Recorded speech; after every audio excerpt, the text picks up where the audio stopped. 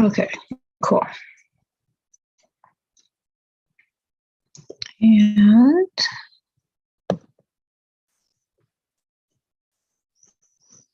this can go away. And goes here.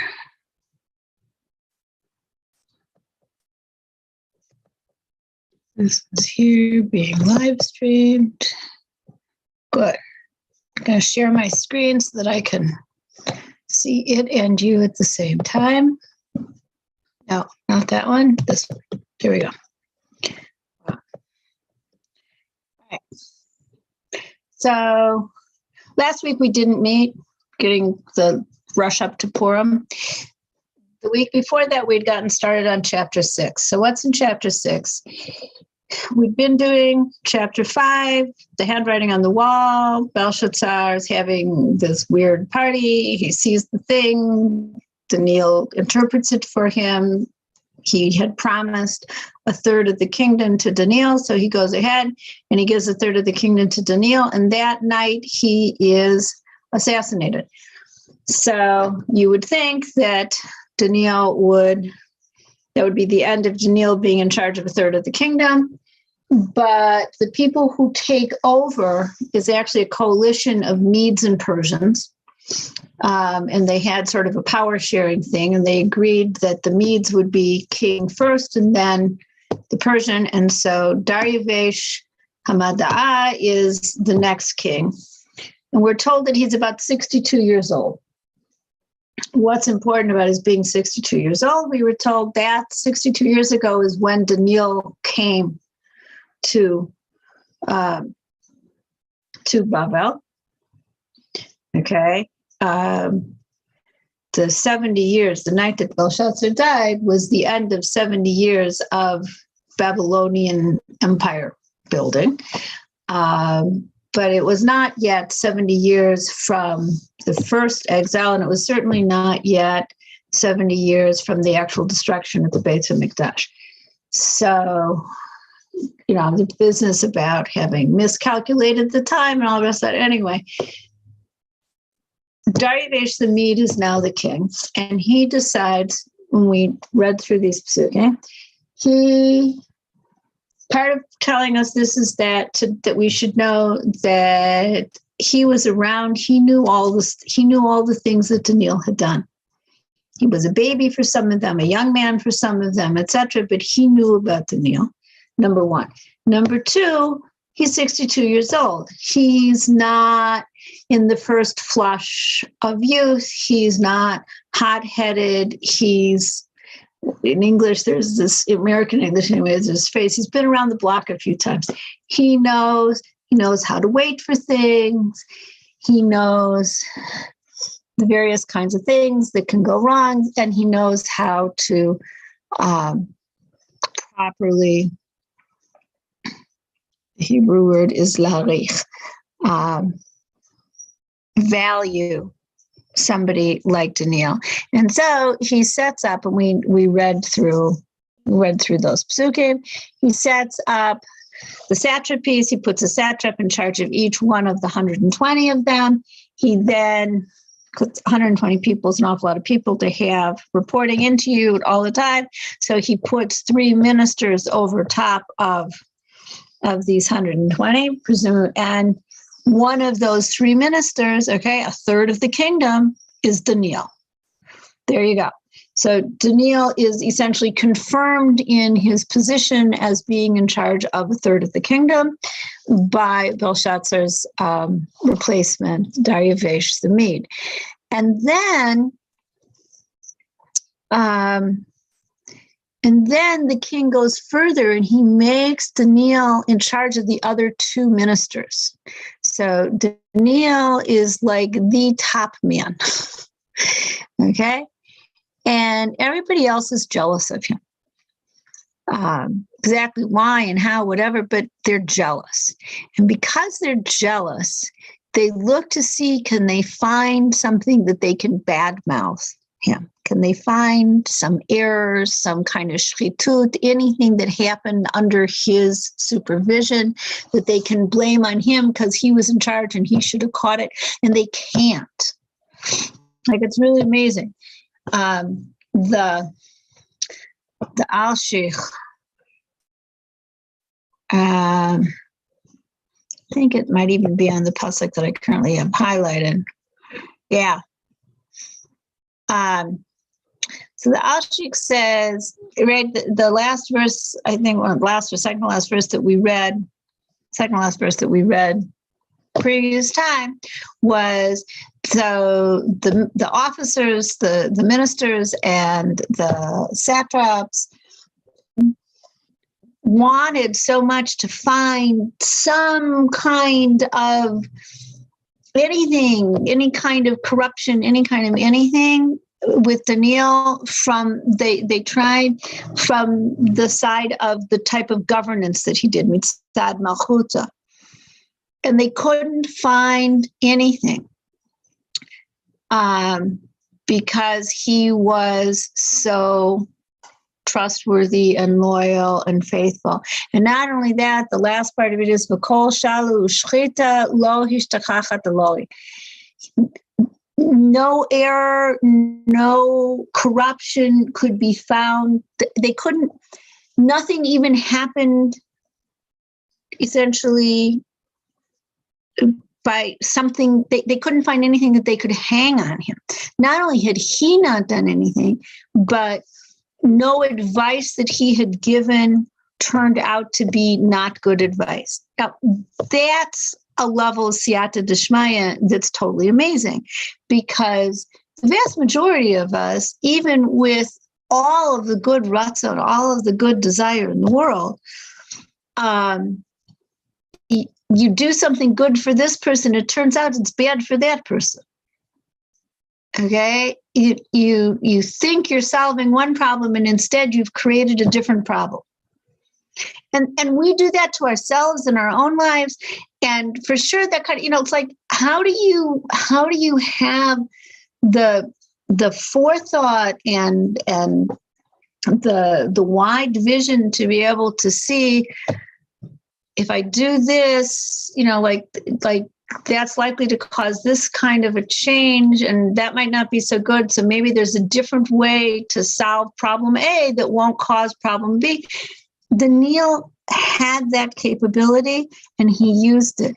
And he didn't hire people who were given to corruption either. So they couldn't even find among any of his employees, as it were, right, any of his underlings, there was no shchitut, there was no corruption that they could hang on him in any way whatsoever. And that's what the Chidah points out, that, even as a consequence of a consequence, they couldn't find any damage that had come to the kingdom as a result of something that Daniel was either in charge of or had suggested.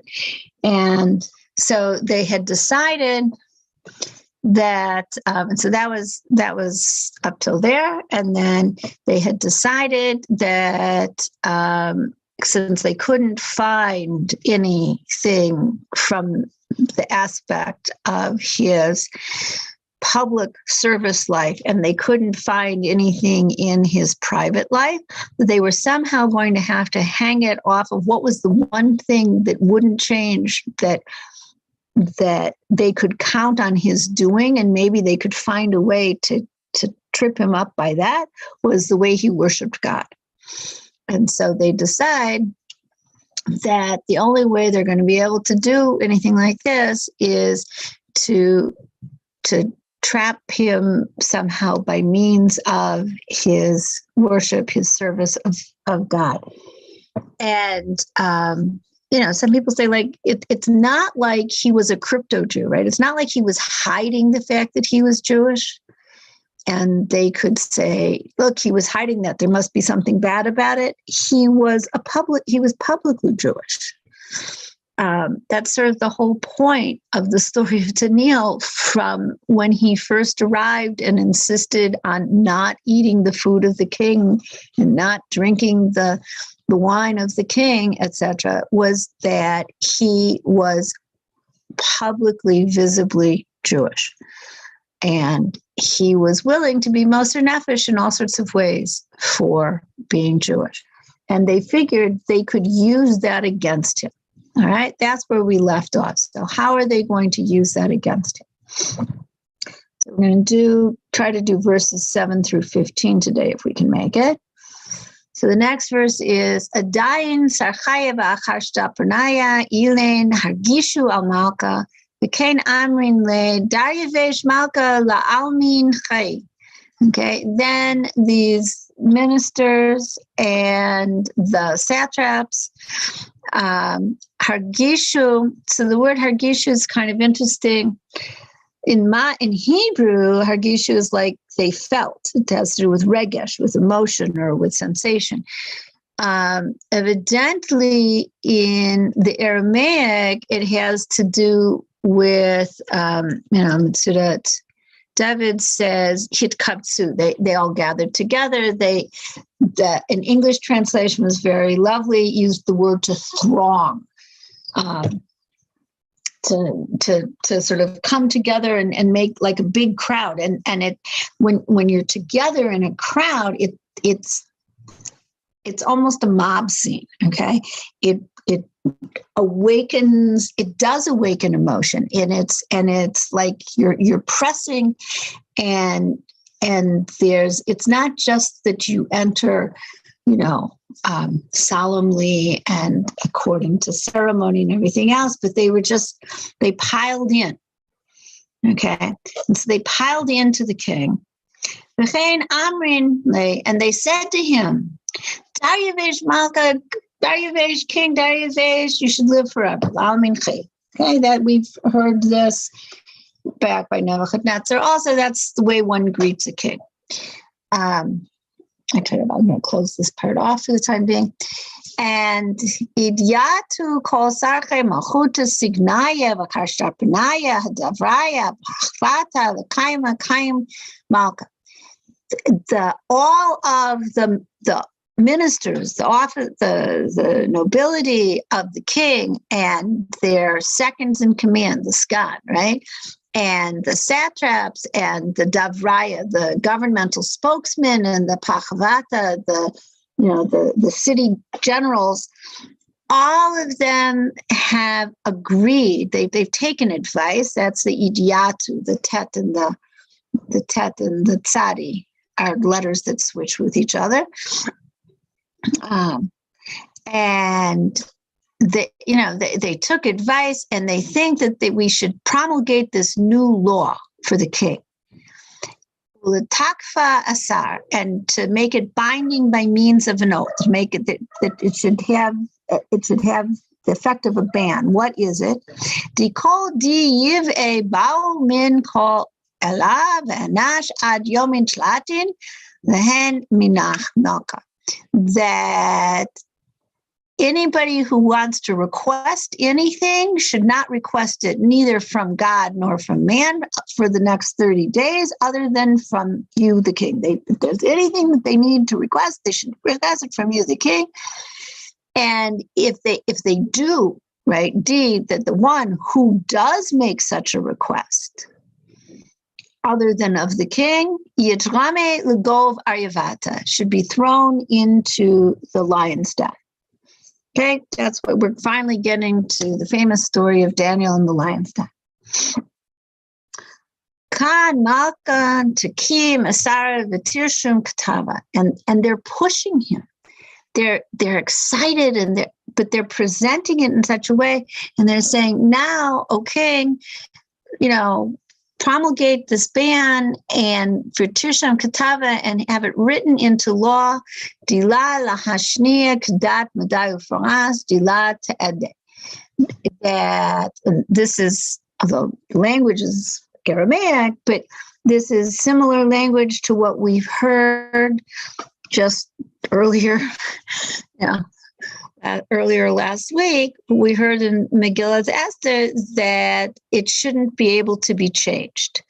According to the way that the laws of Madai and Paras make it a firm law that can't be, the law ta'ande is shelo tasir. It can't be removed. And so make it a real law. Don't not just like a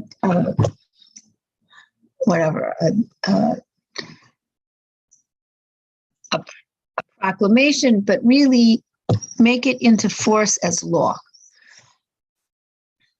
Okay. And this is all for the honor of the king, right? That the whole point of this is that they are playing on his desire for kavod. He's been king for we don't quite know how long. Okay.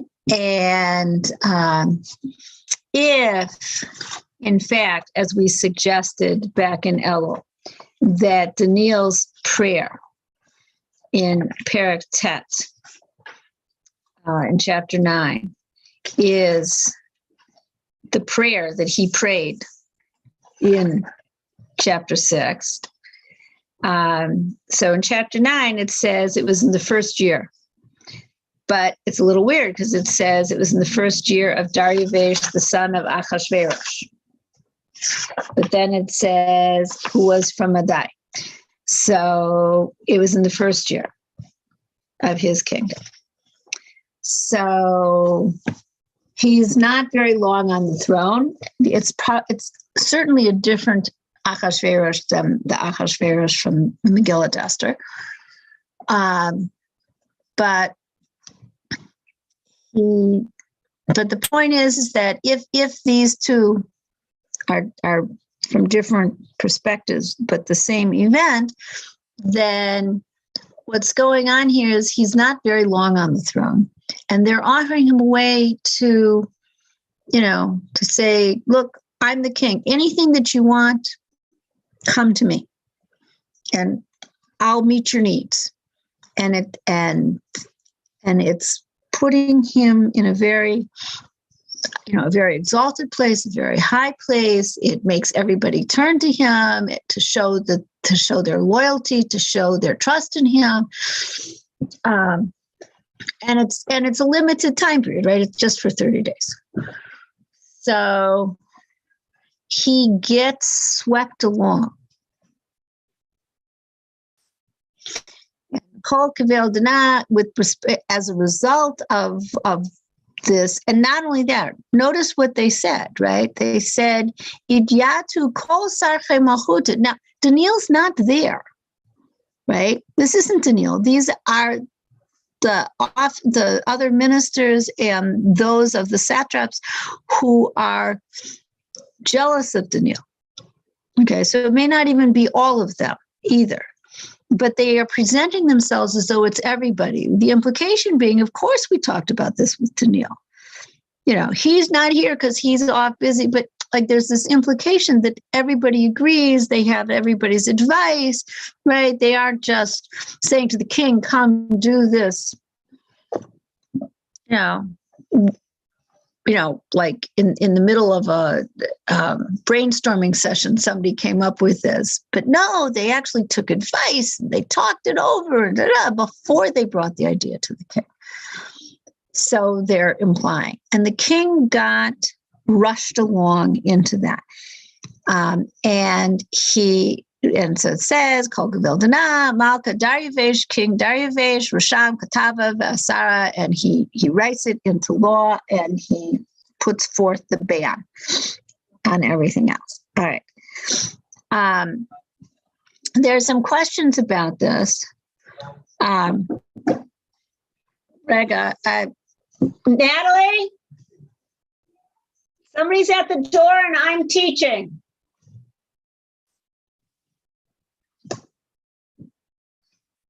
Okay, sorry. Somebody is at the door and I am teaching on Zoom. Would you please come down and deal with the door so that I can continue to teach and not have to interrupt? Thank you. Okay. But anyway, so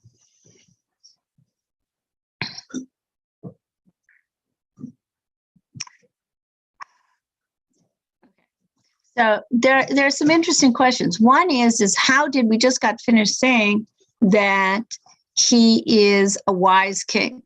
How does he get trapped into this. And so I sort of gave the idea because it was presented to him as a way to increase his honor, to secure himself on the throne, etc.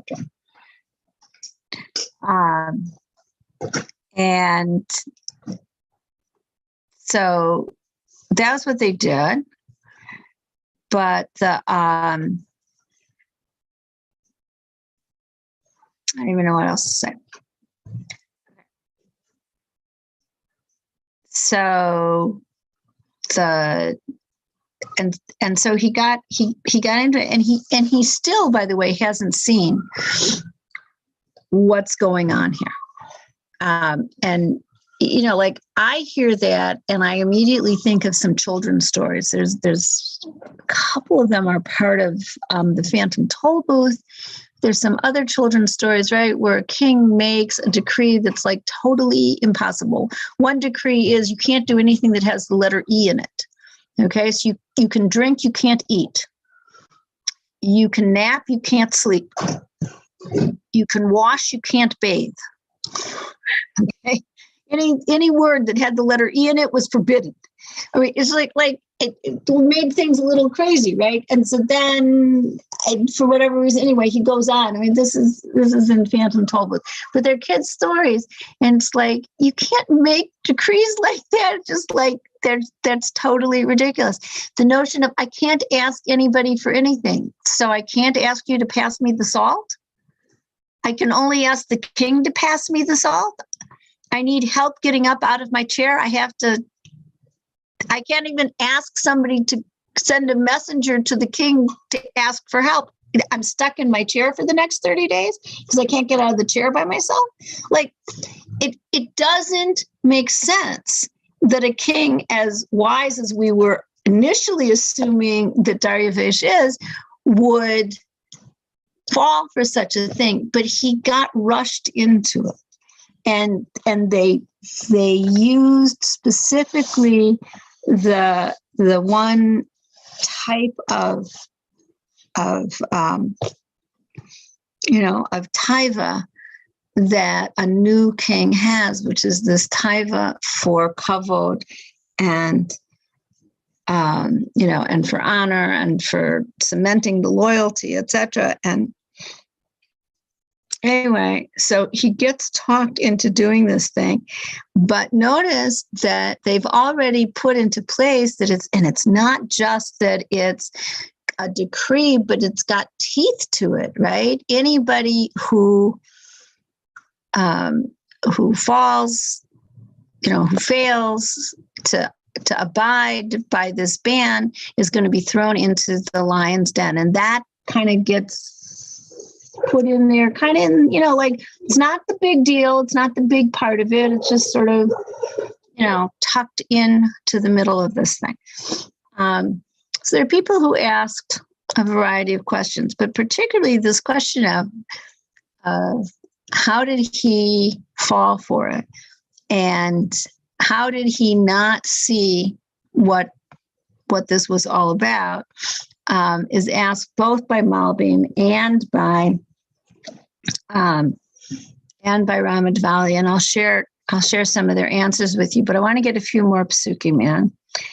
Okay, and so then it says, well, at least one more, because that's up to the first stop point, but then I think I'm going to do to the next stop point as well.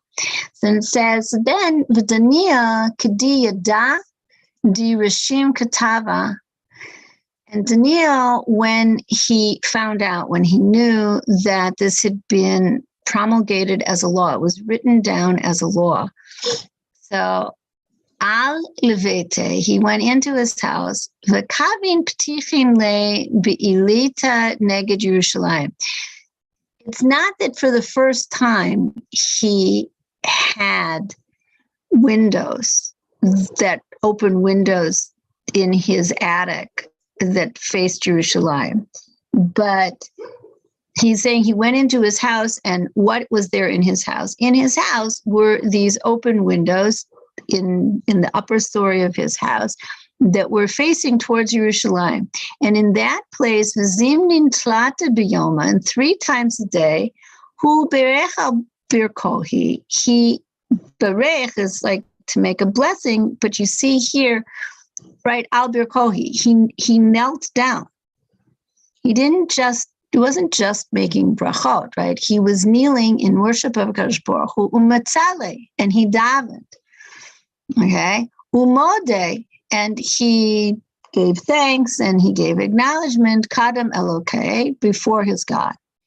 Kol kavel dihava avid min kadmatanan, just exact, and so he went and he did just exactly the same way that he had always been doing, okay? Prior to this. Now,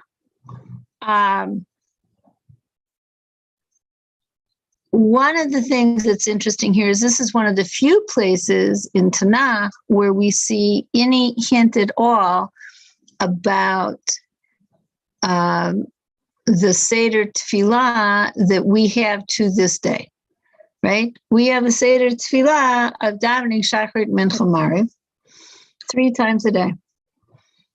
And not only that, but by this time, we face Yerushalayim.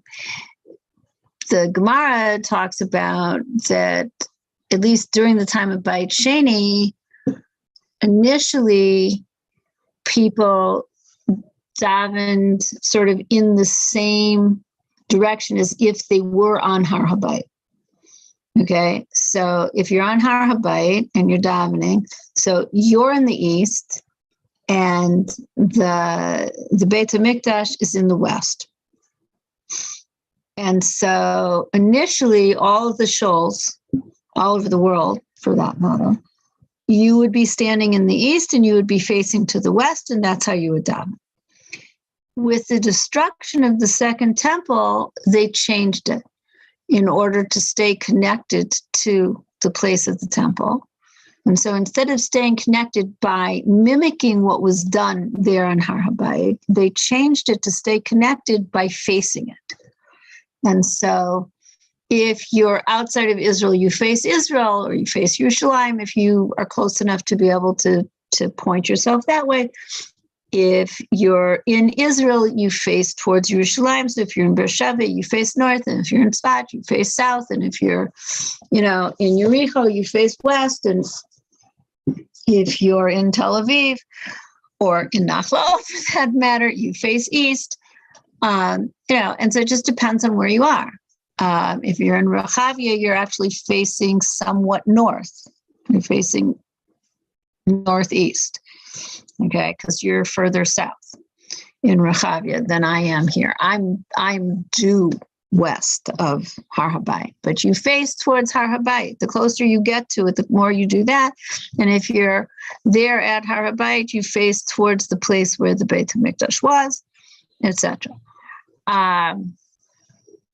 And so the earliest, it's an interesting thing. This is like the earliest evidence that we have of this notion of facing towards Yerushalayim.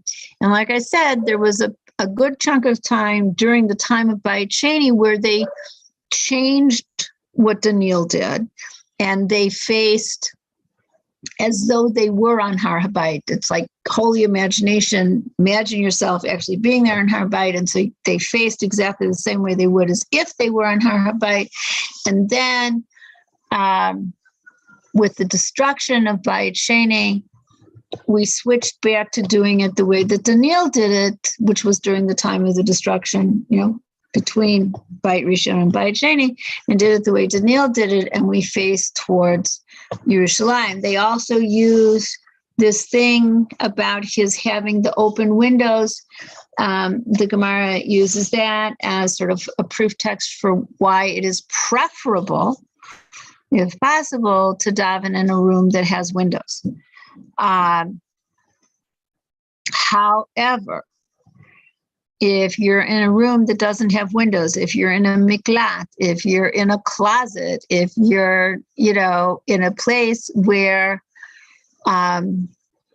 davening in public is dangerous for you, it doesn't prevent your tefillah from being heard. You're allowed to daven in a place that doesn't have windows. and particularly if it's going to put your life at risk. So the question the Malbim is now going to ask is, if Daniel knew that this decree had been put into place, that if he went against it, he was going to be thrown into the lion's den, why did he go do this in the attic with the windows open where all the neighbors could see him? Why didn't he just do it quietly? Like, you can daven, because you don't have to get down on your knees in order to be able to daven. I don't remember whether it's the Malbim or it's Ramat Valley, but they brought the quote, Akash Baruch Hu, right? Rachmana liba bai. Akash Baruch Hu wants our hearts. Doesn't care about the particular on your knees, not on your knees, bringing a korban, not bringing a korban. What he really wants is that we want to cling to him and that we do our best to observe his mitzvot. And obviously, if you can do it all, you do it all. But if you can't, the important thing is the heart.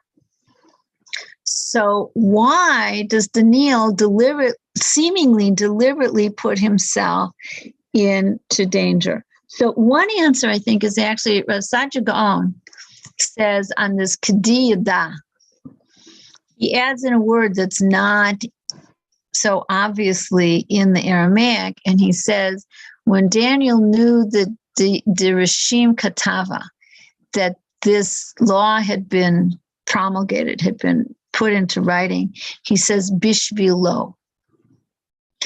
Daniel chapped what Daryavesh did not. Daniel realized this wasn't Daryavesh's own idea to do this. He figured out that this was those people who were jealous of him. This was the anti-Semites, and that they were trying to catch him. And he was not, and so it's possible that he read it as, so one possible answer, and that may be what Rav Saadia Gaon was aiming at, is that what we call Sha'at Shmad.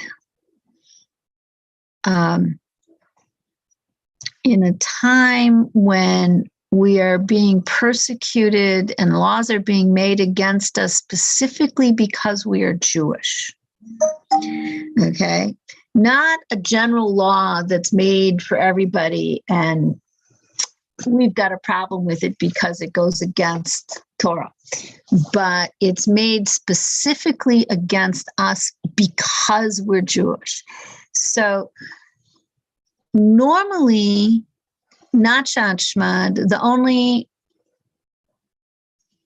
Isurim that you're supposed to give your life for is to not worship avodah zarah of any kind. But so Chaim Yishal and Azariah maybe had that excuse because of that pesel in Dura. But here it's not that Daniel's being told he has to bow down or he has to worship some Elil, right? He's just being told he can't ask God for anything. Number two is shrichut damim. Somebody holds a gun to your head and says, I'm going to kill you if you don't kill so-and-so. You're supposed, if you can, stand the test. I don't know whether I could or not. But halacha requests of us to say, go ahead and kill me. I'm not going to kill somebody else. Chaf mi pasha. And the third one is gilui arayot. That if you're told you either commit adultery or you'll be killed, you're supposed to allow yourself to be killed rather than to commit adultery. Those three, regardless.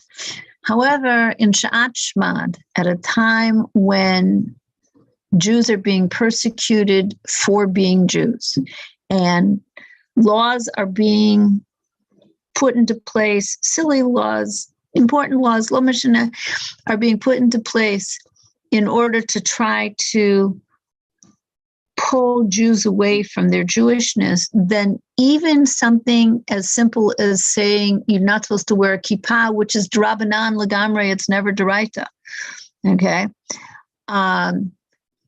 You're supposed to allow yourself to be killed rather than to change your practice. So it could be that that's what Rav Saadia Gaon is implying, that Daniel saw this as being aimed at him as a Jew, that it was being aimed at Jews, at the way in which Jews worship on a regular basis. Every day we ask God for all of our needs, and he saw that it was particularly for him and in general for the Jewish people was an attempt to put us in the wrong for just being us. And in that case, there is an obligation to, and again, I say obligation. There's it's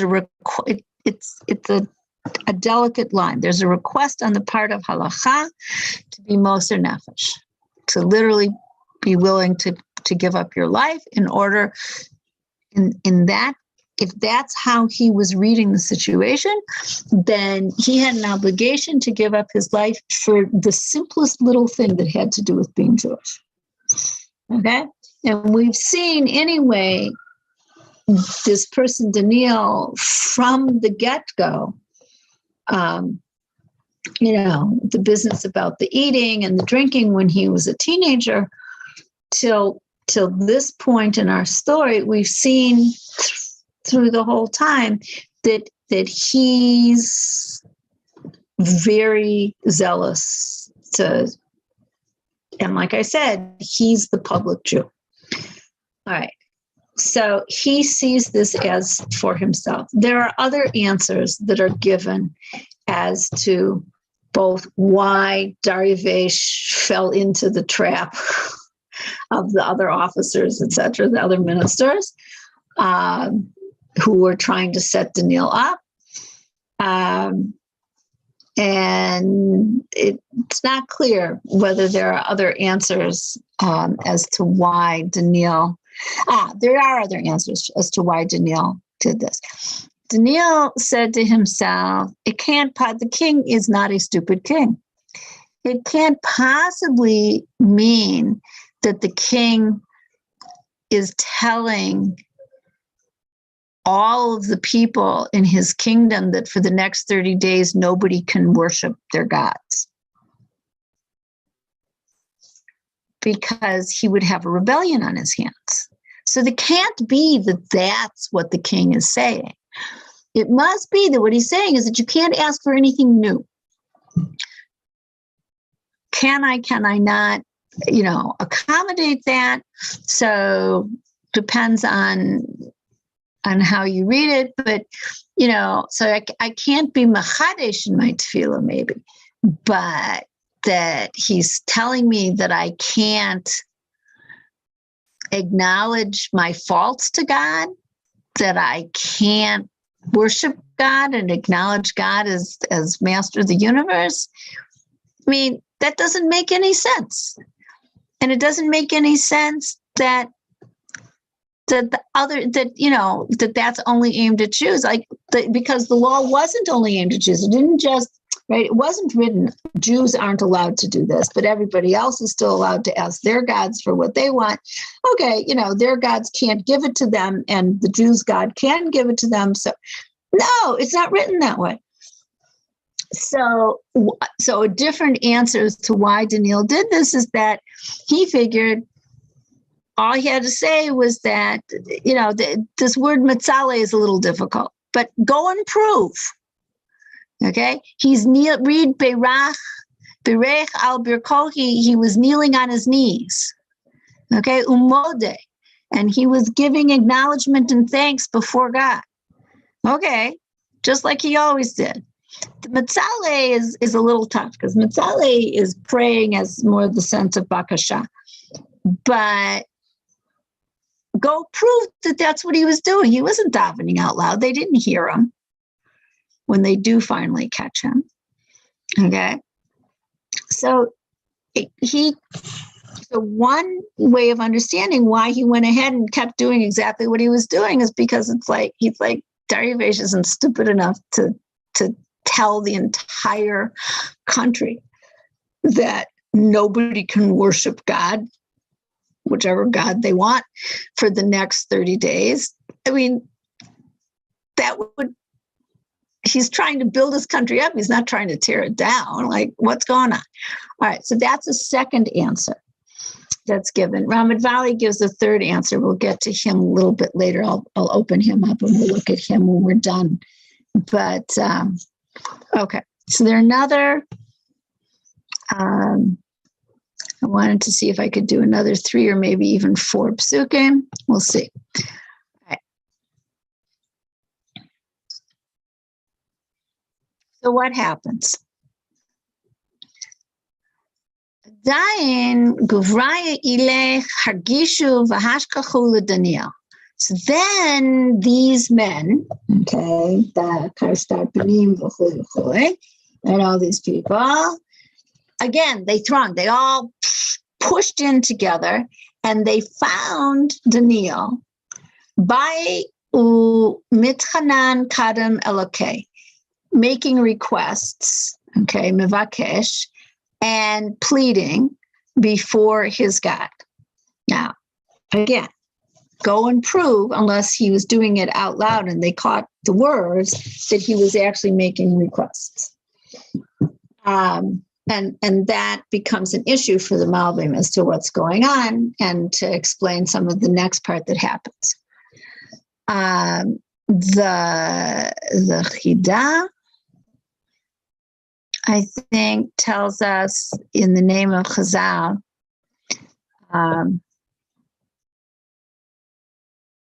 right, that they were lying in wait around his house. They figured he was going to be davening, right? Fat chance he was going to actually give up davening. So they figured he was going to be davening, and they figured they could catch him. That was why they got the king to put this thing in place to begin with, right? And so there's some medrash that says they found some maidservant, whatever, and they asked her, what's your master Daniel doing? And she said to them, he's bowing, he's prostrating himself on his knees, and he's davening in the attic. And so they immediately, right, pushed into his house. Here, Gishu. They pushed into his house. They were lying in wait, trying to figure out. And they finally, and Batomi Ba, like, she didn't answer. She wasn't part of their conspiracy against Daniel, right? She was just, what is your master doing right now? Oh, he's doing this, he's busy with that. You can come see him in a little bit. And they just rushed in past her, okay, and found him so that they could go to the king, which is the next thing they're going to do. And they, right, B'daying krivu v'amrin kadam malka. So then they approach and they say before the king, Al Eser Malka, about this ban that the king made, right? Hello, Asar Rashamta? Isn't there a ban that you wrote into law? Dika anish di yive min kol ele ve'enash ad yomen tlatin lehen minach? Malka, right? That any person, okay, who makes a request from any god or other person for the next 30 days, other than from you, O king, Yitrame Legov Arivata, will be thrown into the lion's den. And the king, who still has no clue, okay, that they're aiming this at Daniel. Anamalka Vamar Yatziva Milton. Yep, that's absolute truth. Kadat Madayu Faras Dila Tede. right? Just like any, and it's in the laws, like the laws of Medea and of Persia, that it cannot be abrogated. It can't be removed. Once it's there, it's there. And he agrees to that. And once he agrees, right? I mean, these people they're wicked, but not stupid, maybe. They get him to acknowledge right then and there that, yep, he made that decree. That's the rule. It can't be changed. But and then Anu Va'am, they raised their voices and they said, Kadamaga before the king, Di Daniel, that this Daniel, Di Min B'nei Galuta Di Yehud, who is among the exiles from Yehuda, La Samalach, he didn't pay any attention to you, Malka, to Aim. Ba'al Asara Di Rashanta, nor to the ban that you promulgated. V'zimnin tlata biyoma ba'ibute. And 3 times a day, he is making his requests. Not of you, right? So,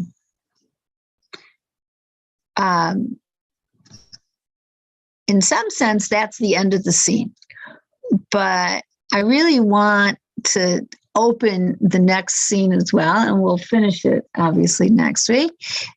The next thing that happens is not, the penny has dropped, or, nafal ha'asimon if you're speaking Hebrew. Not that we have asimonim anymore, but it's okay. At this point, the king has figured out, right, that this whole business of this decree and everything else was dafka to catch Daniel. Right? Adain malka kadi milta shama sagi be'esh Elohe. So when the king, when he heard this thing, it was very bad to him. Va'al Daniel sambal l'shezavute. And it depends on whether you read the al as a verb or as an about, but let's say you read it as about Daniel, he put, and there are so many different ways to read this word bal, and we're going to get to some of them. He tried to figure out everything he could, basically, in order to save him. Okay, well, what the Baal actually means, because it could be maybe Sam Kol, maybe there was a ta'ut, but that's the least likely of the things. They give lots of different explanations. This will come back to it.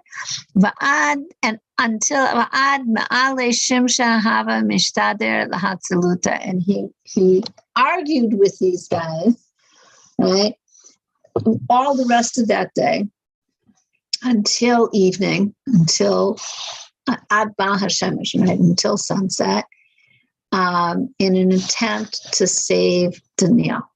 Okay, so the reason, of course, that they had gotten him to reconfirm the ban and the punishment for the ban before they told him it was Daniel is that they were afraid that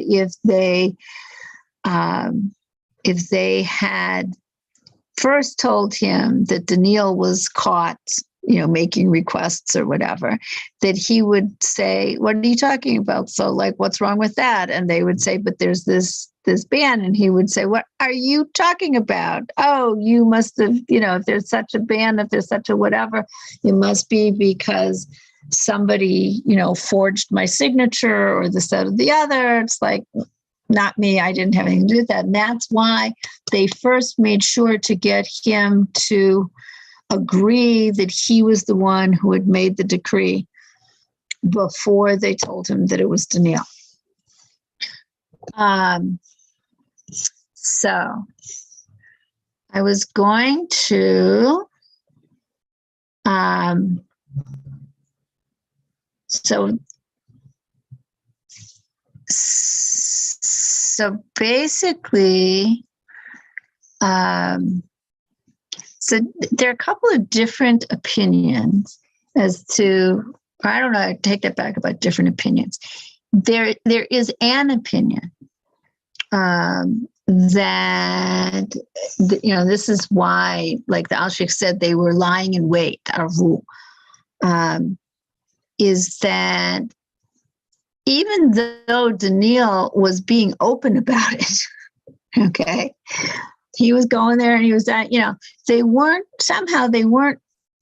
tapping on, they weren't catching him exactly. They finally had to, to get this maidservant to tell them what was going on so they could go in and catch him. And there's some people who said that it was the 30th day.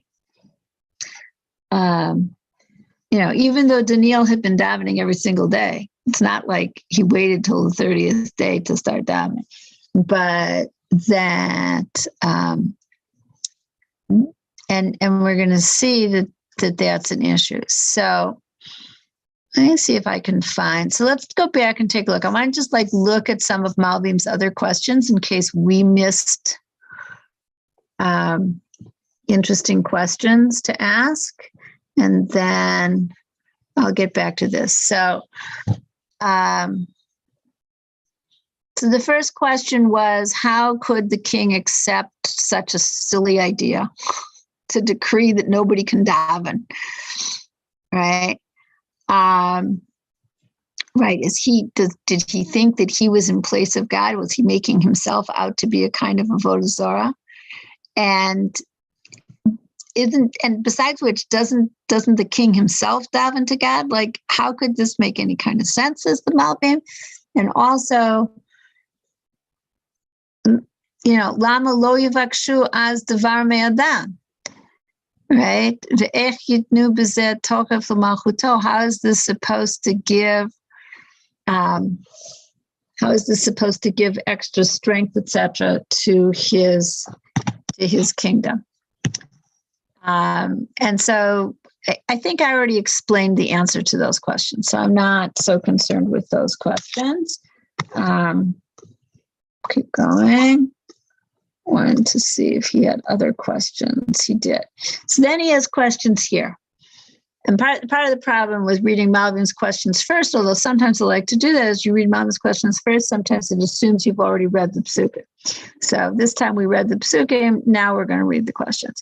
So he says, right, this is the question, and I shared this one with you. The Malbim asks, why did Daniel essentially put himself into a place of sakanat nefesh when he doesn't need to?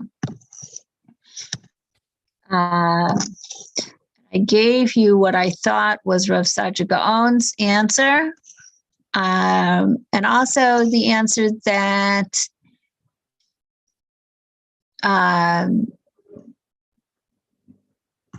wait a second, here's still the question. So, that, right, so the idea that maybe the king didn't have in mind that people shouldn't worship God, just that they shouldn't make requests. Okay, that if you have a new request for something, you should first come to the king. The Ramat Valley makes it an even stronger question. It's like, how does it make any sense that the nation didn't rebel, that the empire didn't rebel against such a crazy idea? And the answer is, according to Ramat Valley, is that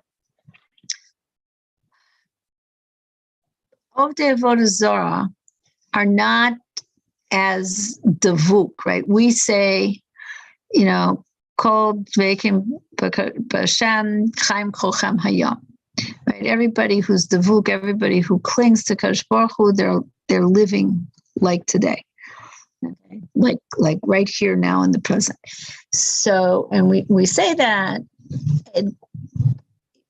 it's a big piece of the way in which we worship is this trying to be close to Kadosh Baruch Hu and to speak to him on a regular basis.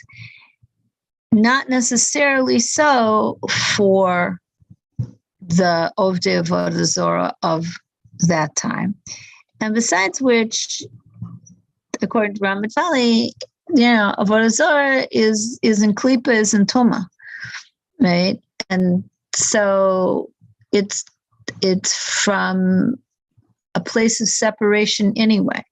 And so if you're told you have to separate from it for a little while, it's not so hard on you. But to a Jew, where the worship and the dveikut is to a place of kedusha and tara and chayus, to tell you that you have to separate from that is very hard. So the other nations and peoples might not have had the same kind of response as a Jew would have to that notion, was one suggestion in Ramat Valley. Another suggestion of Ramat Valley's, sort of on the same lines, was that they figured, you know what, for 30 days, Mela, maybe there won't be any such big deal, thing that we would need to ask the gods for, right? There's no drought right now. So even if there's a drought, you need to ask God for rain. But even if there's a drought, so 30 days, 30 days is a small enough period of time. You can ask the king for water. You can ask the king for whatever it is that you need. If there's an attack from outside, certainly the king is an appropriate place to go to ask. You can ask the king for permission to daven. Maybe that's a way to get around it. It's okay. And so they thought, well, because it was this time limited thing, that maybe was going to be able to work. And there was this notion that, okay, that there's a big difference between mitpalel ben mivakesh, right? That was that last thing, mitzale umoda, right? Between mitpalel ben mivakesh, that the tefillah lotia rak lelukim is v'lo nimtza me adam la'adam b'shum makom, right? Tefillah is only for God. And it's not between one person and another person in any sort of way, because you only pour out your soul before God. And that's not, so it could be that Daniel just simply felt that the tefillah that he was doing wasn't really connected to this gezerah. And so he was going to be okay. And so because of that, Daniel, right, he says, because of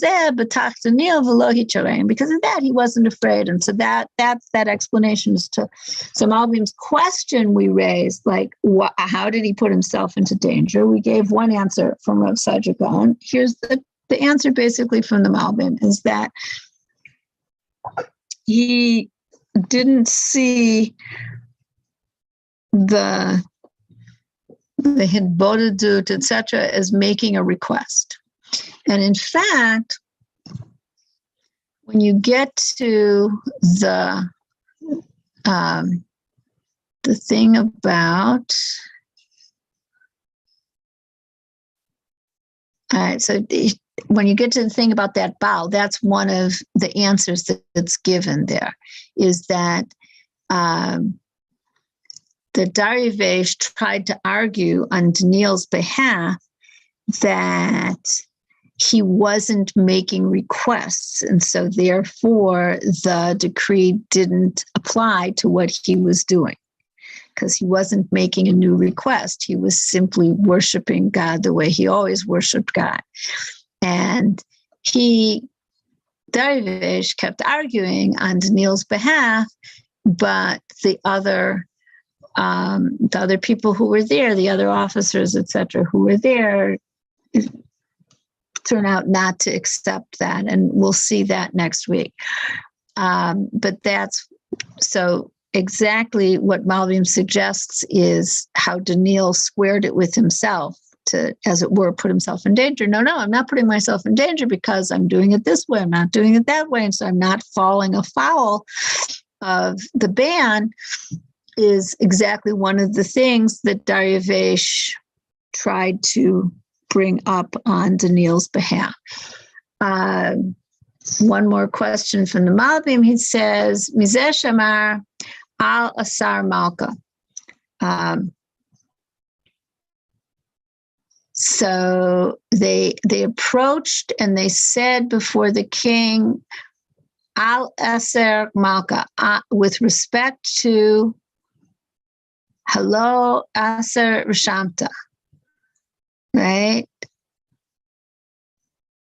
About the ban of the king, didn't you make official this ban? What is it that they meant by the question, says Malbim. Like, why did they start off with the question? Right? Wasn't it a law that was written into the laws? Like, it's on the law books. Why did they need to ask him about it? Okay, and we already answered that question also. I think I used Malbim's answer to that question. And so Malbim's initial question is, they should have just started off by saying Daniel hitchayev mita, because he broke the law. But they don't. They start off by getting the king essentially to reconfirm. And so I already actually answered, probably used Malbim's own answer to that as well. All right.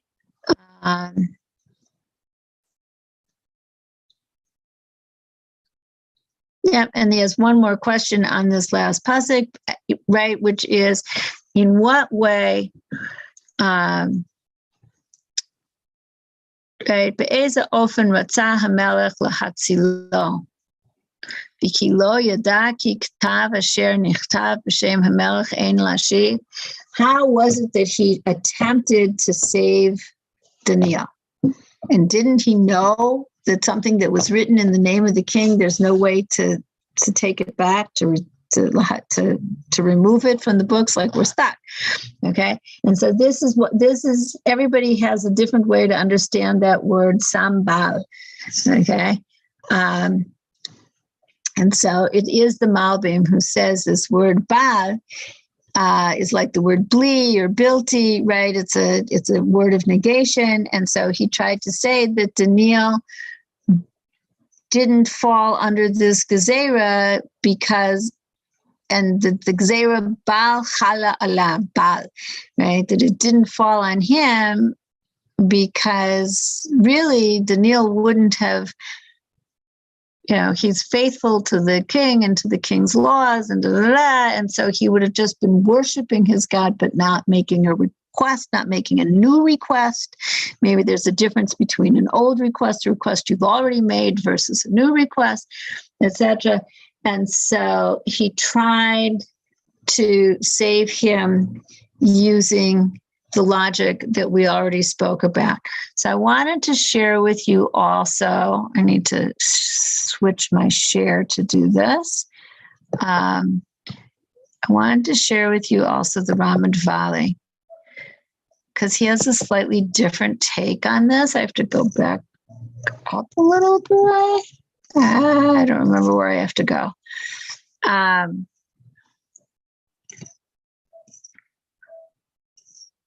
Well, here's the Sambal part. It's a little long. I wanted to go back to some of the other stuff. So and I brought you some of the things already anyway from the Ramadvali. But I should have highlighted stuff and then I would know what I wanted to make sure to do. But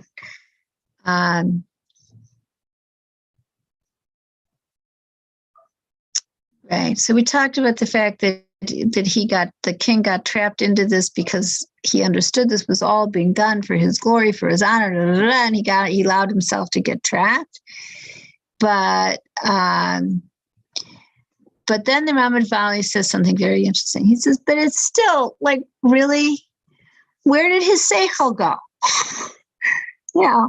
This is not Rechavam. Okay, this is not a young kid. This is a 62-year-old man. This is not possible. All right. And so he says, where does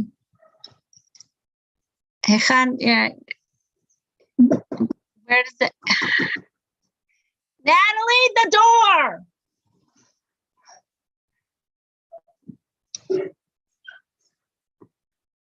Okay. In order to prevent people, it doesn't make sense. Like, where would he get such a nivara, like such a boorish, such a goofy idea that to prevent people from davening to the God, that doesn't make any sense. So we already talked about that. And loya shum melech ba'olam that would make such a law, he says. Okay, she's here 20 minutes too early. She can't come in until I'm done teaching the class that I'm currently teaching. 7 p.m. 7 p.m., which is in 5 minutes. Well, my clock is wrong then. Okay, 5 minutes. Not to knock on my door before 7 p.m. Close the door, please. I'm sorry. All right, so I'm going to have to quit here. Anyway, so the king, right, and so one way of understanding it, he says, is that the king never intended it to be for things like that. And so I think I actually already gave you over from outside what Ramat Valley says here.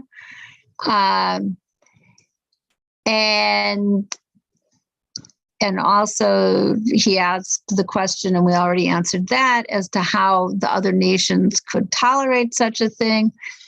And then he also offers yet another way of understanding it, which is to say this is the Melech. Okay, the same way that in the Megillah it says the Melech, which is the Melech is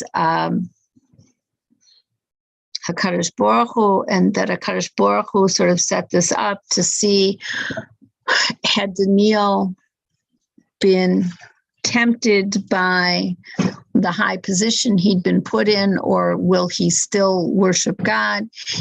And so essentially HaKadosh Baruch Hu, the hearts of kings are in the hands of God, and so the hand of God. And so HaKadosh Baruch Hu made it so that Dariush would agree to this foolish decree specifically in order to test Daniel. That was the last suggestion that they made.